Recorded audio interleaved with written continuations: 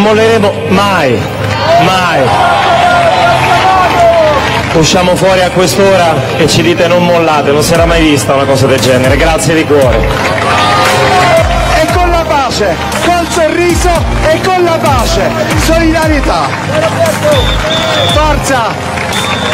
Adesso stanno facendo il Rosatellum per provare a fermare il corso della storia, ma il corso della storia non si ferma con una legge. Restiamo in contatto che sarete riconvocati. Grazie a tutti, forza!